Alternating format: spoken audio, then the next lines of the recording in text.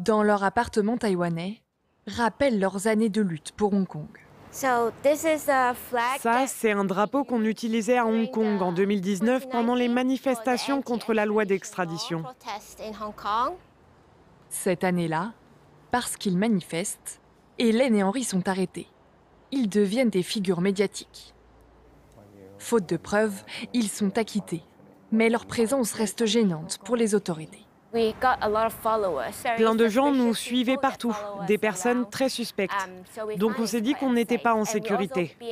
On était aussi prévenus par nos amis en prison. Ils nous disaient qu'on leur posait des questions sur nous. En 2021, ils décident de partir pour Taïwan. Un exil pour se protéger. Désormais, je me sens toujours seul et vide. Mais j'ai décidé de quitter Hong Kong car je veux ma liberté. Leurs amis n'ont pas tous eu cette chance. Un proche leur envoie régulièrement des lettres depuis les prisons hongkongaises.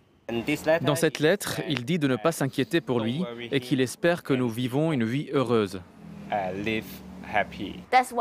Voilà pourquoi on se doit de faire beaucoup de choses pour compenser, pour que leur sacrifice vaille la peine. Continuer de se battre pour Hong Kong, même à 700 km de distance. Ce jour-là, à Taipei, le couple organise un rassemblement pour soutenir 47 Hongkongais en prison pour avoir tenté d'organiser des élections. Taïwan est un très bon endroit pour lutter contre le Parti communiste chinois car c'est très proche, à 1 heure de vol seulement de la Chine. Et c'est aussi menacé tous les jours par le Parti communiste.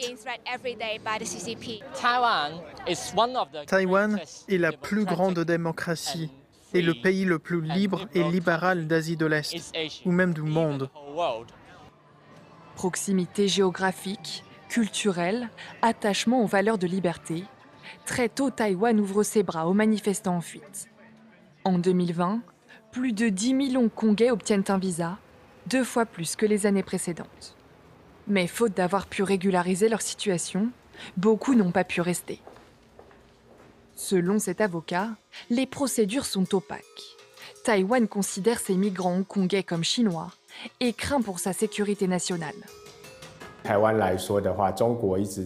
Du point de vue taïwanais, la Chine représente depuis longtemps une menace. Donc le gouvernement fait forcément plus attention aux personnes venant de Chine. Il veut éviter qu'il y ait des gens à Taïwan qui coopèrent avec le gouvernement chinois ou qui reçoivent de l'argent chinois pour porter atteinte au système démocratique de Taïwan.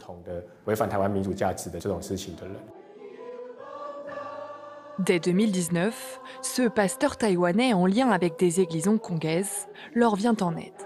Son église et ses messes en cantonais deviennent rapidement un point de repère pour les réfugiés. Plus de 100 personnes étaient réunies. À l'intérieur, on a la place pour 80, mais ce n'était pas suffisant, donc on ouvrait la porte et tout le monde s'asseyait ici, y compris les enfants, tout le monde ensemble. Mais aujourd'hui, beaucoup sont déjà repartis en raison des difficultés juridiques à Taïwan. Ils ont préféré aller en Angleterre, par exemple. Parce qu'il soutient les Hongkongais, matériellement, psychologiquement, ce pasteur devient la cible d'intimidation. On a déjà vu des gens étranges qui venaient se promener par ici, mais je n'ai jamais vraiment été suivi. On a reçu des appels téléphoniques de menaces, mais on ne s'inquiète pas, car la police des agences gouvernementales situées à côté envoie à intervalles réguliers des patrouilles ici. Mais la majorité des Hongkongais réfugiés à Taïwan craignent pour leur sécurité et tiennent à rester anonymes. Dans les informations, on voit bien que la Chine a ses relais ici à Taïwan. Elle a une capacité d'influence. Si jamais tu as déménagé à Taïwan et que tu prends la parole de manière trop vocale, tu ne sais pas. Peut-être que dans le futur, tu feras face à des difficultés. La peur de s'exprimer, même loin de Hong Kong. Cet artiste en exil en est témoin au quotidien. Je suis venu ici à Taïwan et bien sûr j'ai rencontré des Hongkongais, des sortes de réfugiés politiques eux aussi. Mais parfois j'ai senti que même si leur corps est physiquement libre à Taïwan, Parfois, leurs esprits ne sont pas totalement libres. Il y a une prison invisible qui existe dans les têtes de chacun. Et c'est le Parti communiste chinois qui les construit dans les esprits des exilés. Pour Casey Wong, l'art est une arme. S'il a fui vers Taïwan, c'est pour mieux se battre contre l'autoritarisme chinois. Allez juste dans n'importe quel musée. Vous verrez des œuvres d'art politiques. Et ces politiciens, ces causes sociales ont disparu depuis longtemps. Mais ces œuvres sont toujours là.